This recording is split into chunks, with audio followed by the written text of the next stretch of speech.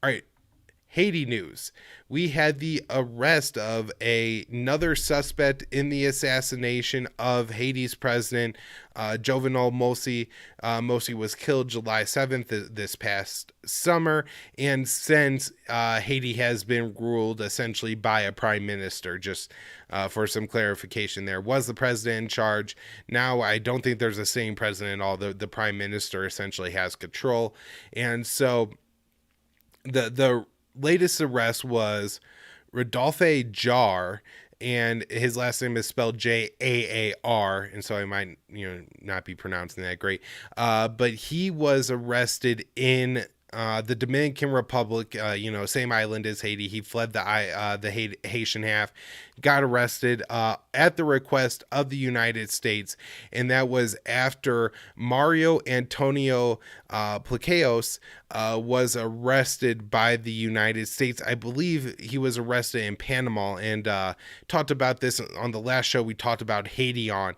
He was in Jamaica, fled, or wasn't able to get asylum there, was trying to make it back to Colombia where he's a national, and was arrested on the way by the United States in Panama, was apparently cooperating with the police and gave whatever information needed to the United States to have the cause to arrest Jar.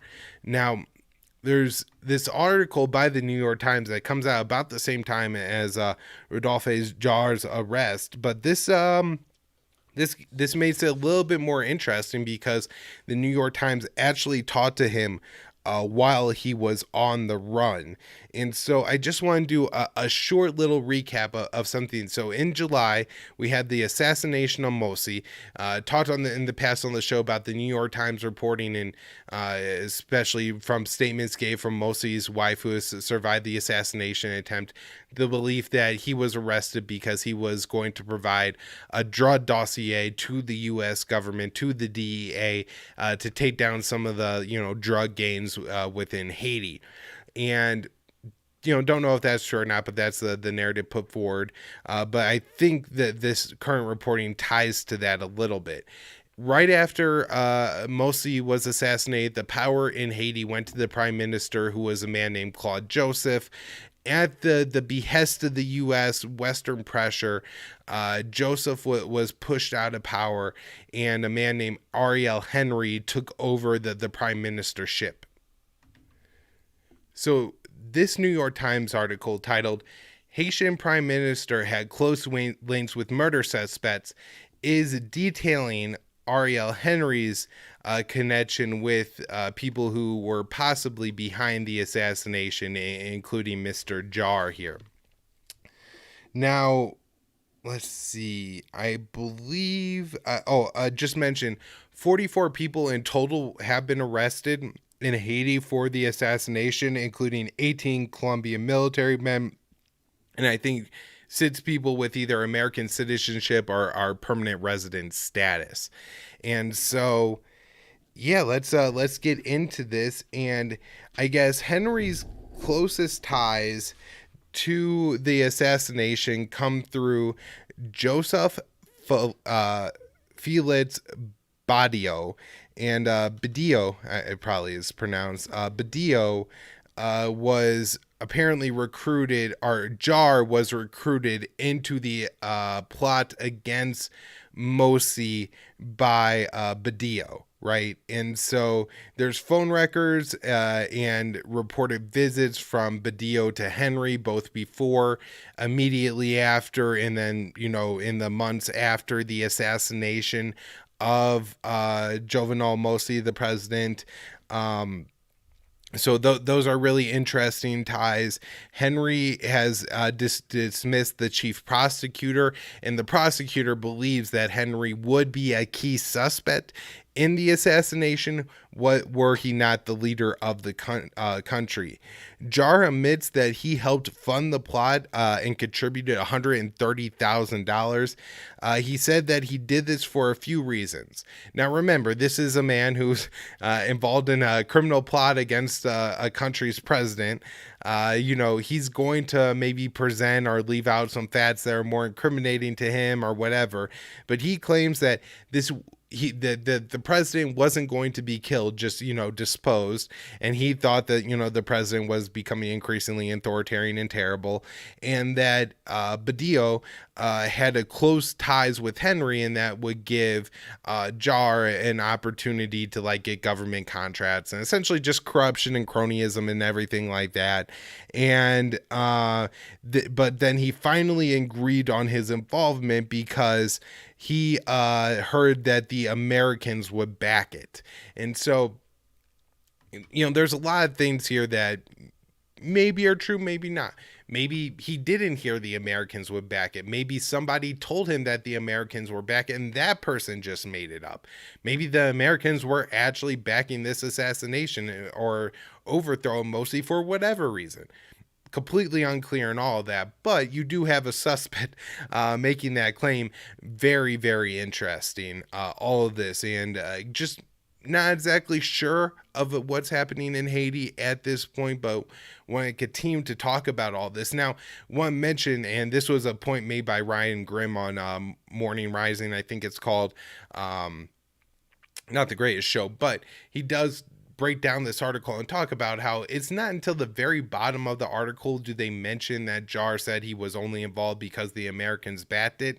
And then it really doesn't go in or investigate that anymore, which I would think would be the key piece in all of this, is what involvement did the Americans have? Now, Americans has been involved in Haiti for a long time. And so I think another piece of this is if Jar is being honest, and, maybe the U.S. actually didn't sign off on this, but somebody told him that the U.S. did.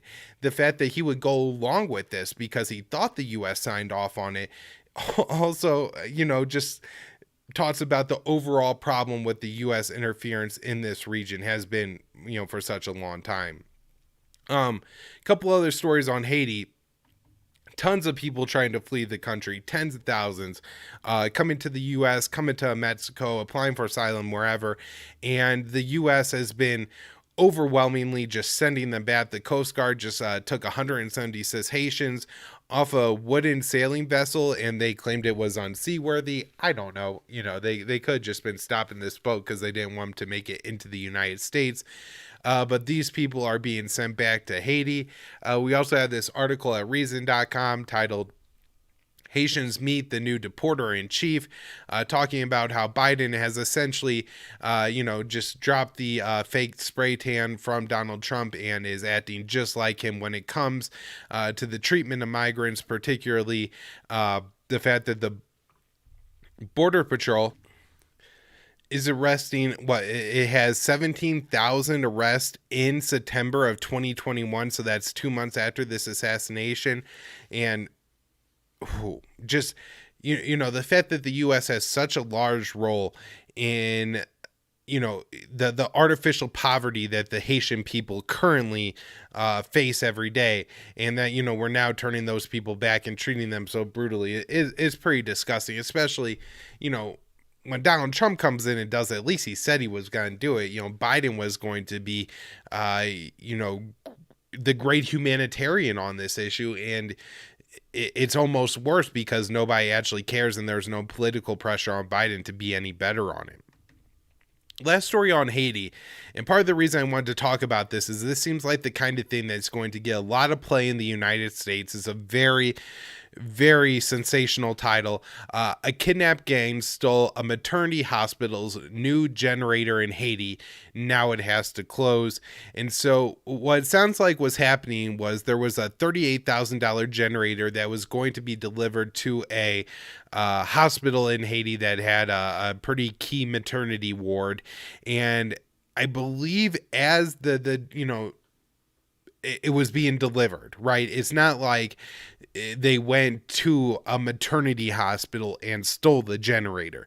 But as the generator was on the way to the hospital, I have no idea if they knew it was going to the hospital, what it was for, if they just knew there was some expensive equipment on the truck or whatever, but the generator was stolen by apparently gangs in Haiti. That's at least who's blamed. So I think this is going to draw a lot of attention because it's, very easy to get on. Gangs stole a generator meant for babies who are dying in the hospital. And Yeah, that technically did happen, but it's not quite what happened. And I think the real story on the chaos and the terrible humanitarian situation in Haiti is far more about the U.S. legacy of intervention and our current intervention in Haiti. Although the gains there certainly prevent a massive problem for the people.